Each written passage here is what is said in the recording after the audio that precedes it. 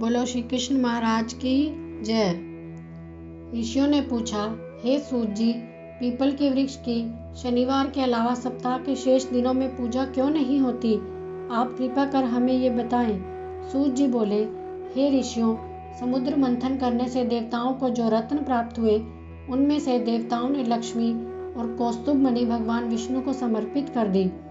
जब भगवान विष्णु लक्ष्मी जी से विवाह करने के लिए तैयार हुए तो लक्ष्मी जी बोली, हे प्रभु, जब तक मेरी बड़ी बहन का विवाह नहीं हो जाता तब तक मैं छोटी बहन आपसे किस प्रकार विवाह कर सकती हूँ।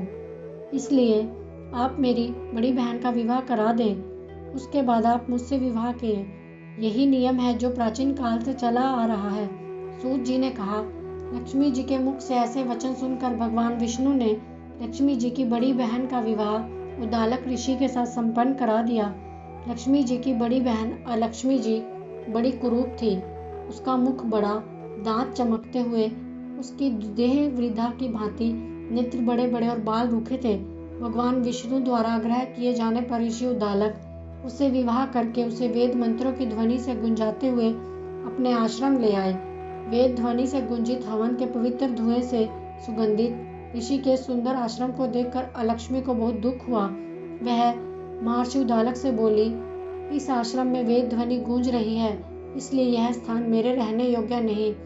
आप मुझे यहाँ से अन्यत्र ले चलें। उसकी बात सुनकर महर्षि उद्दालक बोले, तुम यहाँ क्यों नहीं रह सकती? बोली, तुम्हारे रहने योग्य अन्य कौन सा स्थान है, वह मुझे बताओ। अलक्ष्मी बोली, जिस स्थान पर वेद की ध्वनि होती हो, अतिथियों का आदर सत्कार हो, यज्ञ आदि होते हो, ऐसे स्थान पर मैं नहीं रह सकती। जिस स्थान पर पति पत्नी आपस में प्रेम से रहें, पितरों के निमित्त यज्ञ होते हों, देवताओं की पूजा होती हो, उस स्थान पर मैं नहीं रह सकती। जिस स्थान पर वेदों की ध्वनि ना हो, अतिथियों का आदर सत्कार ना हो, यज्ञ ना हो, पति पत्नी आपस में लड़ते रहें, पूज्य वृद्धों, सत्पुरुषों और मित्रों का अनादर होता हो, जहाँ दुराचारी, चोर, पर स्त्रीगामी मनुष्य निवास करते हों, जिस स्थान पर गायों की हत्या होती हो, मद्यपान होता हो, ब्रह्म हत्या जैसे पाप होते हों, ऐसे स्थानों पर मैं प्रसन्नता पूर्वक निवास करती हूँ। सूत जी बोले, अलक्ष्मी के मुख से इस प्रकार के वचन सुनकर उद्दालक का मन खिन्न हो गया। वह इस बात को सुनकर मौन हो गए।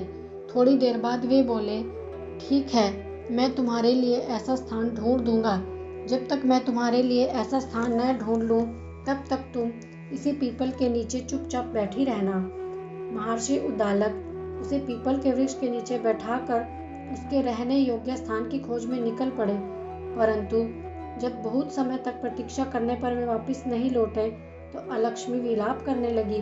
जब वैकुंठ में बैठी लक्ष्मी जी ने अपनी बहन अलक्ष्मी का विलाप सुना तो वे व्याकुल हो गई। वे दुखी होकर भगवान विष्णु से बोली, हे प्रभु, मेरी बड़ी बहन पति द्वारा त्यागे जाने पर अत्यंत दुखी है। यदि मैं आपकी प्रिय पत्नी हूँ तो आप उसे आश्वासन देने के लिए उसके पास चलिए। लक्ष्मी जी की प्रार्थना पर भगवान विष्णु लक्ष्मी सहित उस पीपल के वृक्ष के पास गए जहाँ अलक्ष्मी बैठकर विलाप कर रही थी। उसको आश्वासन देते हुए भगवान विष्णु बोले, हे अलक्ष्मी, तुम इसी पीपल की वृक्ष की जड़ में सदैव के लिए निवास करो, क्योंकि इसकी उत्पत्ति मेरे ही अंश से हुई है और इसमें सदैव मेरा ही निवास रहता है। प्रत्येक वर्ष गृहस्थ लोग तुम्हारी पूजा करेंगे। उन्हीं के घर में तुम्हारी छोटी बहन का वास होगा। स्त्रियों को तुम्हारी पूजा विभिन्न उपहारों से करनी चाहिए। मनुष्यों को पुष्प, धूप, दीप, गंध आदि से तुम्हारी पूजा करनी चाहिए। तुम्हारी छोटी बहन लक्ष्मी उन पर प्रसन्न होगी। सूत जी बोले, ऋषियों, मैंने आपको भगवान श्री कृष्ण, सत्यभामा, पृथु, नारद का संवाद सुना दिया, जिससे सुनने से ही मनुष्य के समस्त पापों का नाश हो जाता है और अंत में वैकुंठ को प्राप्त करता हूँ। यदि अब भी आप लोग कुछ पूछना चाहते हैं तो अवश्य पूछिए, मैं उसे अवश्य कहूँगा। सूत जी के वचन सुनकर शौनक आदि ऋषि थोड़ी देर तक प्रसन्न चित्त वहीं बैठे रहे। तत्पश्चात वे लोग बद्री नारायण जी के दर्शन हेतु चले गए। जो मनुष्य इस कथा को सुनता या सुनाता है उसे इस संसार में समस्त सुख प्राप्त होते हैं। बोलो कृष्ण भगवान की जय।